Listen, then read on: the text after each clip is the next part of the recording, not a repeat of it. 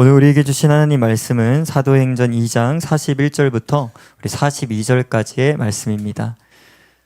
네, 우리 두 절의 말씀 같이 한번 읽겠습니다. 시작. 그 말을 받은 사람들은 세례를 받음에 이날의 신도의 수가 3,000이나 더하더라. 그들이 사도의 가르침을 받아 서로 교제하고 떡을 떼며 오로지 기도하기를 힘쓰느니라. 아멘. 오늘 말씀은요, 6월 한 달간 우리가 교회 시리즈로 말씀을 나누는데요. 오늘 두 번째 시간이고요. 교회는 모여서 무엇을 해야 할까요? 라는 제목으로 하나님의 말씀을 나누도록 하겠습니다. 우리는 지난주에 성경이 말하는 교회가 무엇인지에 대해서 정의를 내려보았습니다. 여러분, 성경이 말하는 교회란 건물이 아니라 예수님을 믿는 사람들이라고 여러분들에게 말씀을 드렸습니다. 그러므로 여러분들이 오늘 예수님을 믿는다면 여러분들이 무엇인 거예요? 교회라고 말씀하고 있는 것입니다. 여러분, 우리가 극단적인 예를 한번 들어보려고 합니다. 만약에 다음 주에 우리가 예배드리는 이 공간이 사라지면 우리 교회가 사라지는 걸까요? 아닙니다. 우리는 교회 1층 드로잉 카페 가서 예배를 드려도 우리는 여전히 교회인 것입니다. 왜냐하면 교회는 건물이 아니라 예수님을 믿는 사람들이기 때문입니다. 우리가 지난주에 말씀을 듣고 찬양을 불렀어요.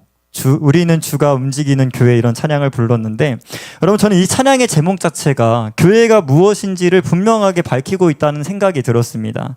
예수님을 믿는 저와 여러분들이 정말 주의 움직이는 교회라는 사실을 굳게 믿고 살아갈 수 있기를 주님의 이름으로 축복합니다.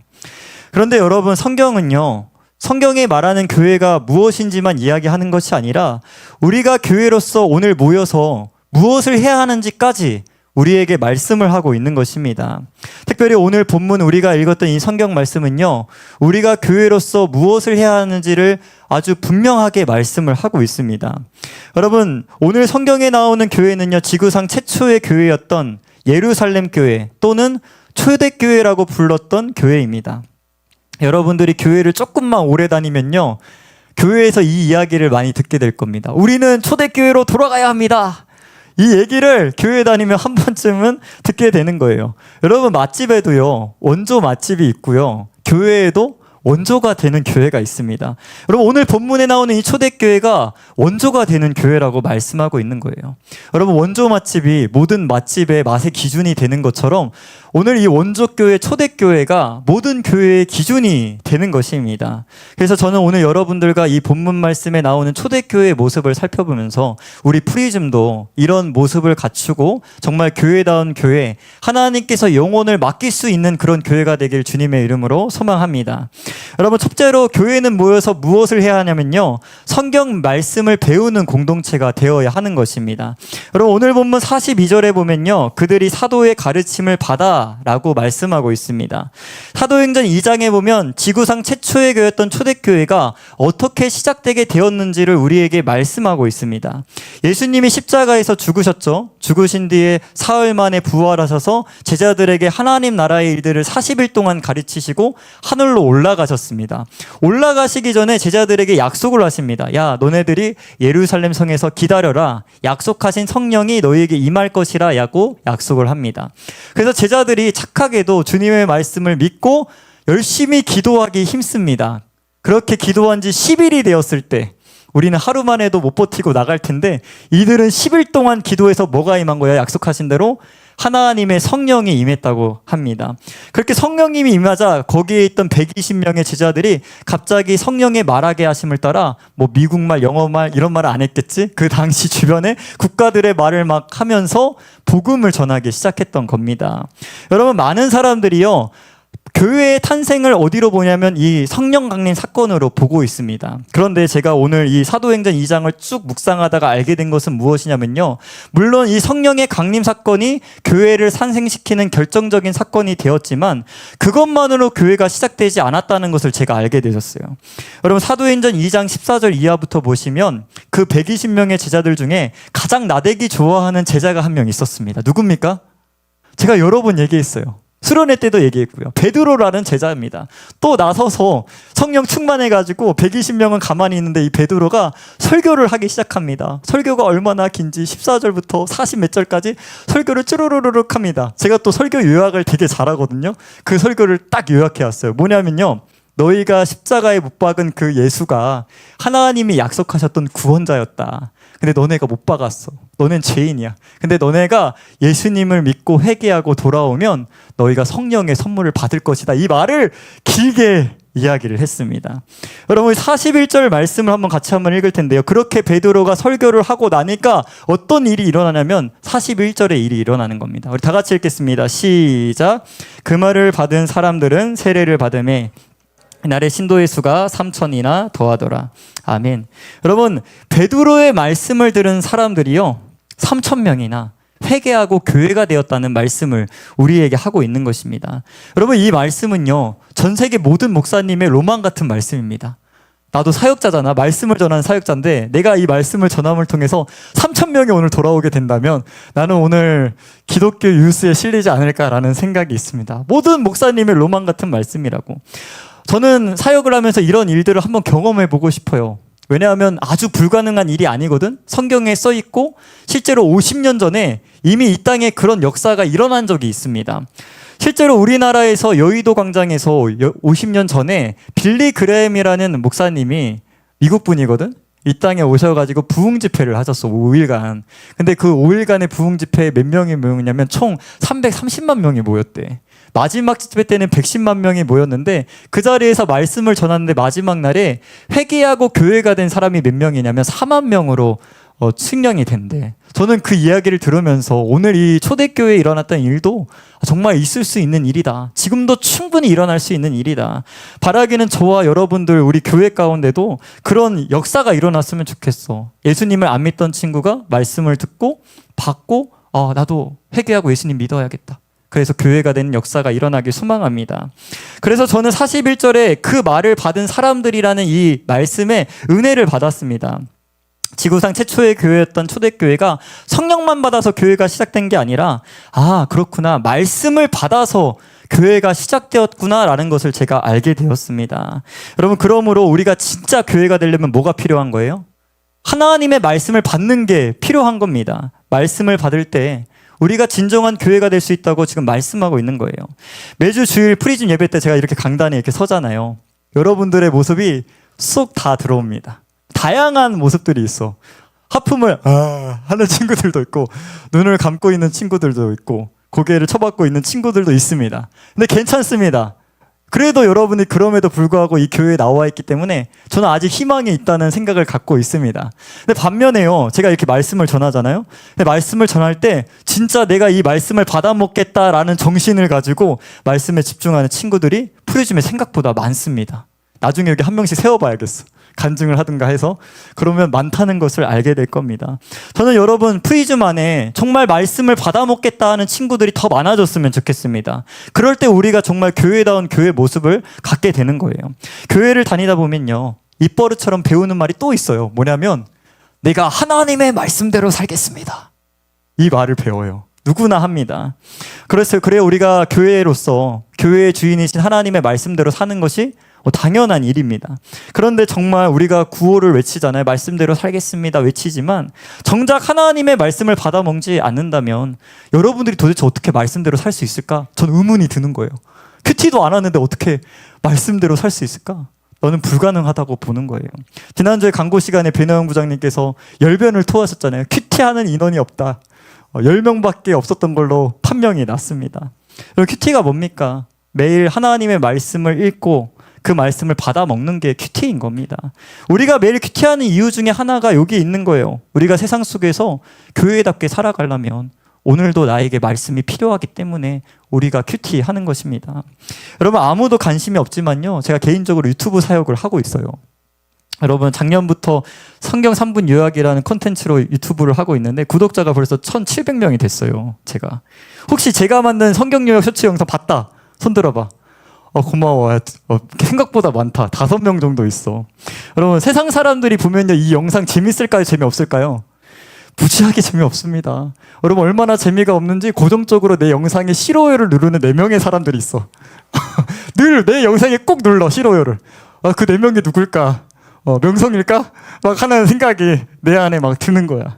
근데 여러분 싫어요를 누르는 사람도 있지만 좋아요를 누르고 댓글을 다는 사람들도 있어. 말씀에 도움이 됐습니다. 이해가 됐습니다. 이런 댓글을 또 받기도 합니다.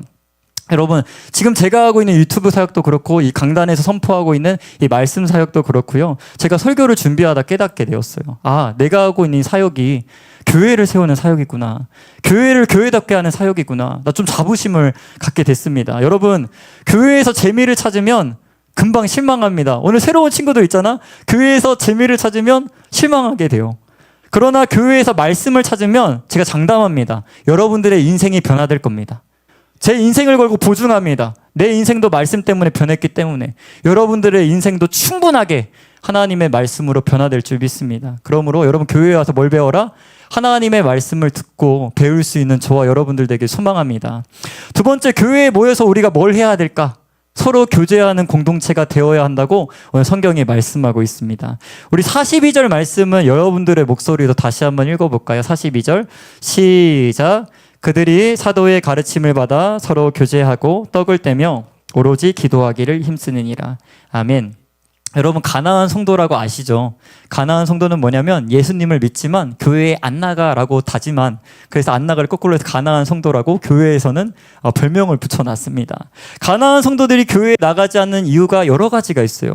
뭐 다양하게 얘기할 수 있는데 성향 자체가 저처럼 내향형이라서 이렇게 사람 많은 곳을 싫어하는 유형이 있기 때문에 교회에 안 나오는 경우가 있습니다. 또 교회에서 관계적인 어려움이 생긴 거야. 사귀었다 헤어지고 막 그런 어려움이 생기면 교회에 나올까 안 나올까?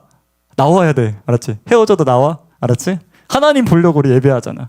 나와야 됩니다. 근데 안 나오고 상처받고 하는 친구들이 있어서 가나안 성도들이 생기는 케이스를 보게 됐어요. 사역을 하면서 제가 이런 가나안 성도들을 정말 많이 만났습니다. 그분들의 이야기를 듣습니다. 들으면 제가 가장 먼저 하는 일은 뭐냐면 그들에게 제가 먼저 용서를 구합니다. 교회에 뭔가 잘못된 일로 인해서 그들이 상처받아서 교회 안 나왔다면 제가 교회를 대신해서 사과를 합니다. 미안하게 됐다고, 우리가 교회답게 살지 못해서 당신이 교회를 떠난 것 같다고. 왜냐하면 그 사람에게 지금 필요한 건 뭐야? 마음이 부드러워지는 거야. 그래야 교회에 나갈 가능성이 생기기 때문에 사과를 합니다. 그러면서도 제가 가나안 성도들에게 꼭 이야기하는 것이 있어요. 뭐냐면 교회라는 공동체가 우리와 같은 죄인들이 용서받고 왔기 때문에 갈등이 있을 수밖에 없다. 이걸 얘기하고, 두 번째는 뭐냐면 그러나 우리가 교회를 포기하지 말아야 될 이유가 있는데 하나님의 구원 방식은 늘 개인이 아니라 공동체를 통해서 구원을 하셨다는 것을 제가 말합니다. 여러분, 출애굽기에 보면 모세가요, 사실 하나님 모세 한 사람만 구원해도 되잖아. 근데 말 안 듣는 이스라엘 백성들 다 끌고 모아가지고 시내산 갖다 놓고 거기서 뭐라고 하냐면 나는 너의 하나님이다. 너는 내 백성이다. 이제 너네는 나를 예배해라. 해서 뭐로 구원한 거야? 또 공동체로 구원하는 걸 우리가 보게 돼. 오늘 초대교회 이 사람들 120명 구원 받았어. 이 사람들만 천국 가도 돼. 근데 여러분, 하나님 어떻게 하십니까? 하나님은 모든 사람이 진리를 알고 구원받기 원하시기 때문에 또 베드로의 설교를 통해서 3,000명 공동체 전체가 구원받는 역사가 나타나는 것입니다. 여러분, 그러므로 우리가 기억해야 될 건 뭐예요? 하나님의 구원은 언제나 공동체를 통해서 이루어진다는 것을 우리가 발견하게 되어야 합니다. 그러므로 우리는 무슨 일이 있어도 교회를 포기해서는 안 됩니다. 하나님이 우리를 개인으로 부른 것이 아니라 교회라고 부르셨기 때문에 오늘 우리는 또 교회를 붙잡아야 돼요. 심지어 예수님은요, 사도 바울이 예수님을 안 믿었을 때 교회를 박해했거든. 그래서 환산 중에 딱 나타나서 짠 하고 나타나셔서 뭐라고 얘기하시냐면, 야, 네가 뭔데 나를 박해하느냐라고 해. 사실 사도 바울은 뭘 박해했어? 교회를 박해했거든. 근데 주님은 뭐라고 여기시는 거야? 교회 박해한 거 나 박해한 거야. 그래서 바울이 나중에 뭐라고 얘기냐면 교회의 머리는 예수님이고 예수님의 몸이 바로 교회다. 그러므로 여러분, 우리가 교회에 소속될 이유가 충분한 겁니다. 뭡니까? 교회가 예수님의 몸이기 때문에 우리는 오늘도 교회로서 살아가야 될 줄 믿습니다. 여러분, 오늘 본문에 예수님을 믿게 된 사람들도요, 이런 예수님의 뜻을 받들어서 교회로 모이는 거예요. 여러분, 교회 안에 싫은 사람이 있을까요? 없을까요? 나랑 맞는 사람이 있겠지만 안 맞는 사람이 있을까요? 없을까요? 있습니다. 있음에도 불구하고 교회가 예수님의 뜻이기 때문에 우린 또 교회로 모이게 되는 것입니다. 제가 교회를 설명할 때 가장 좋아하는 어떤 이야기가 있는데 그건 펭귄 이야기입니다. 제가 펭귄을 무지하게 좋아합니다. 펭귄을 실제로 만난 적이 있죠. 동물원에서 애들과 함께. 대전 아쿠아리움에도 펭귄이 있더라고. 만났습니다. 여러분, 근데 이 펭귄이요, 북극에 살까요? 남극에 살까요? 남극에 살아. 북극에 먹이가 없어서 남극에 산대. 내가 서치하다가 알게 됐어. 여러분, 근데 남극의 온도가요, 여러분, 영하 89도래요. 우리 하민이 갔다가 얼어 죽어. 그런 정도의 온도입니다. 심지어 여러분 춥기만 한 게 아니라 바람도 붑니다. 펭귄이 살 수 없는 그런 환경에 놓여 있는 겁니다. 그래서 이 펭귄들이 어떻게 하냐면 혼자는 못 살아. 그러니까 뭐라는 거예요? 공동체를 이룹니다. 공동체를 이루어서 가장 연약한 아기는 가운데에 두고 나머지의 어른들은 바깥이 가장 춥겠지 않겠어? 그래서 바깥에 있다가 안에 들어왔다가 서로의 위치를 교대하면서 추위를 이겨낸다는 것을 제가 보게 됐어요. 그걸 전문 용어로 허들링이라고 하더라고요. 저는 교회의 모습이 그런 교회의 모습이 되어야 된다는 생각이 들었습니다. 제약이 가득한 세상 속에서 우리가 살아남으려면요, 예수님을 믿는 사람으로 살아남으려면 이 펭귄처럼 우리가 공동체가 필요하겠다, 교회가 필요하겠다라는 생각이 든 겁니다. 우리가 신앙생활 하다 보면 영적으로 상태가 안 좋아질 때가 있잖아. 말씀을 읽어도 말씀이 안 읽히고, 기도를 해도 기도가 안 될 때가 옵니다. 나도 왔으니까 너네도 와. 오는데 올 때 어떻게 해야 되냐? 우리는 교회에서 영적인 케어를 받아야 된다는 걸 성경이 말씀하는 거예요. 혼자 말씀 읽을 땐 말씀이 안 들어오고, 혼자 기도할 땐 기도가 안 돼도 우리가 이렇게 프리즘 예배에 딱 오잖아? 그럼 옆에 영적으로 뜨거운 애들 몇 명 있어. 그래서 걔네들이 기도하는 거 보고 말씀 받는 거 보면서 우리가 뭘 하는 거야? 도전 받는 거야. 회복이 되는 거야. 나도 저렇게 기도해야지. 나도 저렇게 하나님 찾아야 살지. 하다 보면 어느새 영적으로 살아난 여러분들의 모습을 보게 되는 것입니다. 여러분, 그래서 성경에 보면 공동체로 모이는 것을 여러 군데에서 강조를 하고 있는데 제가 두 군데만 찾아왔어요. 우리 전도서 4장 12절 말씀 한번 읽어볼까요? 전도서 4장 12절 말씀 읽겠습니다. 4장 12절 준비가 안 돼 있나요? 네, 읽겠습니다. 시작. 한 사람이면 패하겠거니와 두 사람이면 맞설 수 있나니 세 겹줄은 쉽게 끊어지지 아니하느니라. 아멘. 젓가락도 하나 정도는 저같이 마른 사람도 그냥 부러뜨립니다. 그런데요, 젓가락이 뭉쳐지면요, 우리 명성이도 부러뜨리기가 힘들 거라는 생각이 들지만 불안해요. 명성이는 부러뜨릴 것 같아서. 근데 안 부러집니다. 저는 사람도 마찬가지라고 생각이 들어요. 사람도 혼자 있으면요, 쉽게 넘어집니다. 그런데 사람이 함께 믿음으로 공동체를 이루고 교회를 이루면요, 무너지지 않게 되는 것입니다. 저는 여러분을 도전해요. 교회에서 혹시 상처받는 일이 생길 수도 있어. 근데 교회를 포기하지 마. 교회 포기하면 여러분 신앙을 포기하는 일이야. 교회로서 모이고 여러분들 늘 다른 믿는 사람들과 함께 신앙생활 할 수 있는 저와 여러분들에게 소망합니다. 한 가지 더 말씀 볼게요. 히브리서 10장 24절과 25절 말씀인데요, 여러분들의 목소리로 읽겠습니다. 큰 소리로 시작. 서로 돌아보아 사랑과 선행을 격려하며 모이기를 피하는 어떤 사람들의 습관과 같이 하지 말고 오직 권하여 그날이 가까움이 볼수록 더욱 그리하자. 아멘. 초대교회 당시에도 우리 공동체 안에 누군가처럼 모이기를 폐하는 사람들이 있었던 모양입니다. 그래서 뭐라고 하는 거야? 그러지 마. 그러지 말고 주님 다시 오실 때가 가까웠으니 우리가 더 사랑하고 더 돌보면서 모이자라고 이야기를 하고 있는 것입니다. 여러분, 오늘부터 우리가 프리즘 소그룹 초청잔치를 진행합니다. 이미 대그룹 초청잔치를 했는데 왜 또 이걸 합니까? 라고 질문하는 친구들이 있을 것 같다는 생각이 설교를 준비하면서 들었어요. 왜 하냐? 첫 번째, 대그룹 초청잔치 때 왔던 37명의 학생들은 또 올 수 있는 애들이다. 그래서 한 번 더 초대하기 위해서 또 소그룹 초청잔치를 열었습니다. 두 번째 뭐냐? 여러분들이 시험기간이라는 핑계로 시험기간에 안 나올까봐 시험기간 노려서 이 초청잔치를 일부러 했습니다. 그럼 오겠죠? 그리고 많이 왔어요, 오늘. 그리고 여러분, 세 번째 뭐냐면 8월 달에 뭐가 있죠? 우리 수련회가 있어. 이 여름 수련회, 하나님을 만날 수 있는 절호의 기회야. 이거 나만 갈 수 없잖아. 새 친구들은 10,000원만 내면 갈 수 있게 기획안을 짜놨는데, 여러분 새 친구들도 함께 갈 수 있도록 그 자리에서 건면하려고 우리가 소그룹 초청잔치를 열게 되었습니다. 여러분, 교회에서 하는 거 뭐든지 여러분 좀 즐겁게 참여했으면 좋겠어. 여러분, 교회에서 하는 모든 것들은요, 여러분들의 영혼의 살과 피가 됩니다. 신앙생활에 도움이 된다니까. 그래서 여러분 모든 교회 행사에 좀 적극적으로 참여할 수 있는 저와 여러분들에게 소망합니다. 네, 셋째로 교회는요, 모여서 예배하고 기도하는 공동체가 되어야 한다고 말씀합니다. 우리 42절 말씀을 다시 한번 우리의 마음에 새긴다는 생각으로 읽겠습니다. 시작. 그들이 사도의 가르침을 받아 서로 교제하고 떡을 떼며 오로지 기도하기를 힘쓰느니라. 아멘. 여러분, 42절 뒷부분에 보면 떡을 떼며 오로지 기도하기 힘썼다라고 얘기를 하고 있어요. 여러분, 여기서 떡을 뗀다는 것은요, 예수님의 죽으심과 부활을 기념하면서 떡과 포도주를 마시는 의식을 얘기해요. 이것은 예수님이 십자가에서 죽으시기 전에 제자들을 모아놓고 내가 십자가에서 죽을 텐데 너희가 나를 기념해라 해서 만든 의식이에요. 오늘날 교회는 1년에 한 번 할까 말까 이지만요, 초대교회 당시에는요, 이 예수님의 뜻을 받들어서 교회가 된 사람들이 3,000명이 뭘 했냐면 다 같이 모여서 떡을 떼며 포도주를 마셨습니다. 매주일마다 매주일 예배마다 한 거야. 그러므로 오늘 이 본문에서 떡을 뗀다는 것은 뭐로 해석할 수가 있는 거예요? 예배를 드리는 것으로 해석을 할 수 있는 거예요. 그들이 성만찬을 매주 예배 때마다 했기 때문에. 매주 모여서 예배했던 이 초대교회 전통이 오늘 어디까지 이어진 겁니까? 대한민국, 대전, 여기에 프리즘에 예배까지 영향을 미치게 된 겁니다. 여러분, 세상의 사회학자들도요, 이 예배 때문에 기독교의 신앙이 지금까지 유지될 수 있었다라고 평가를 하고 있습니다. 그래서 성경에 보면 하나님도요, 이 예배에 대해서 진심이셨다는 것을 우리가 보게 되는 겁니다. 출애굽기에 보면 이스라엘 백성들을 애굽에서 빼내기 위해서 당시에 바로에게 아까 얘기했죠. 내 백성은 나를 예배하게 하기 위해서 빼내려고 한다. 그러니까 내놔라. 이렇게 얘기를 한 겁니다. 예배가 목적이었던 거예요. 시내산에 도착했습니다.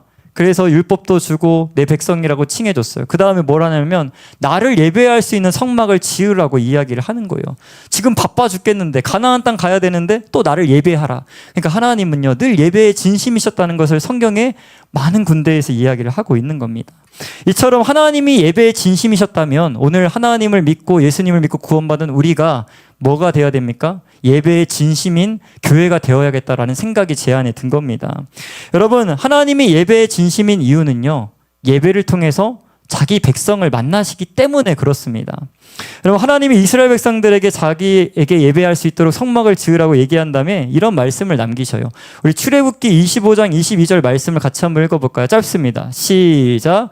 거기서 내가 너와 만나고. 아멘. 이게 예배를 드리라고 하는 하나님의 마음인 거예요. 왜 예배 드리냐? 내가 널 만나고 싶다. 우리 유라를 만나고 싶다. 그러니까 예배의 자리로 오라고 말씀을 하고 있는 것입니다. 우리 한 구절 더 볼까요? 예레미야 29장 13절 말씀 마지막으로 같이 읽겠습니다. 오타가 있네요. 하자 빼고 하나 빼고 너희가 붙어 있겠습니다. 시작. 너희가 온 마음으로 나를 구하며 나를 찾을 것이요 나를 만나리라. 아멘.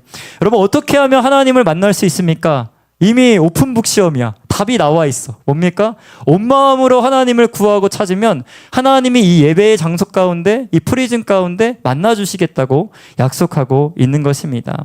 여러분, 우리가 매주 예배 때 다른 것을 구하는 것도 중요하지만 하나님을 구하는 예배자들이 됐으면 좋겠습니다. 우리 교회가 하나님을 구할 때 하나님이 만나주시고 그 만남을 통해서 우리가 또 한 주간 하나님과 동행하는 삶을 살아갈 수 있는 힘을 공급받게 되는 것입니다. 끝으로 오늘 본문에서 강조하고 있는 건 기도죠. 기독교는 기도교라고 할 정도로 기도를 강조하고 있습니다. 그래서 예수님이 내 성전을 가리켜서 뭐라고 했냐면 내 성전은 만민이 기도하는 집이다. 그러므로 교회는 어떤 집이 돼야 됩니까? 기도하는 집이 돼야 돼. 우리 예찬이의 그 몸이 뭐가 돼야 돼? 기도하는 집이 되어야 한다고 말씀하고 있습니다. 김용복 목사님이 쓰신 사람의 사귐의 기도라는 책이 있어요. 제가 이 책을 굉장히 은혜롭게 읽었는데 그 책에서 기도를 뭐라고 정의하냐면 하나님과 사람과의 대화이고 영혼의 호흡이다라고 기도를 정의하고 있어요. 여러분들은 뭐 하트 시그널, 환승연애 이런 걸로 도파민을 자극시키지만 여러분, 결혼한 이제 집사님들은 뭐로 도파민을 자극시키냐면 이혼 숙련 캠프 뭐 그런 걸로 도파민을 자극시켜. 근데 여러분, 제가 그걸 이혼 숙련 캠프를 좀 봤는데 보면서 제가 뭘 깨달았냐면 모든 부부가 왜 깨질까 했을 때 결국에 대화가 없어서 깨지더라고. 대화가 잘 안 된 거야. 그래서 이 관계가 다 깨진 거라고 판명을 지었습니다. 여러분, 저는 신앙생활도 마찬가지라는 생각이 들었어. 하나님과 우리 사이의 대화가 끊어지면 뭐가 끊어지는 거야? 하나님과의 관계도 끊어지는 거야. 그래서 하나님이 뭘 강조하는 거야? 기도하라고 말씀하고 있는 것입니다. 여러분, 프리즘 예배 때라도 여러분들이 제대로 기도했으면 좋겠어요. 난 여러분들을 사랑하지만 믿진 않습니다. 여러분들이 주중에 과연 기도를 얼마나 할까요? 10기도? 한 5천 안에 끝낼 것 같은데 내 안에 이런 불신이 있습니다. 그러나 여러분, 프리즌 예배 때라도 정말 기도하고 하나님과의 관계 회복시켜서 주중의 삶도 정말 교회로서 살아갈 수 있는 저와 여러분들 되길 주님의 이름으로 축복합니다. 네, 이제 설교를 정리합니다.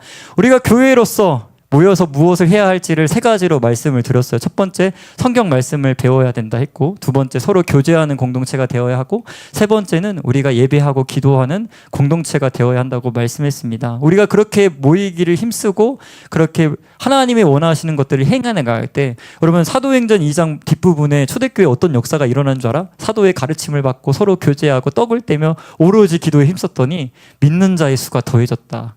부흥했다라는 말씀이 나오고 있습니다. 여러분, 푸르짐의 부흥을 원하십니까? 이 자리가 꽉 차고 정말 이 지역에 아직도 예수님을 믿지 못한 친구들이 지옥 가지 않고 천국 가기 원하십니까? 그럼 우리가 교회로서 해야 할 일을 해야 합니다. 그래야 하나님이 역사하시는 거예요. 오늘 그런 결단이 저와 여러분들에게 있기를 소망합니다.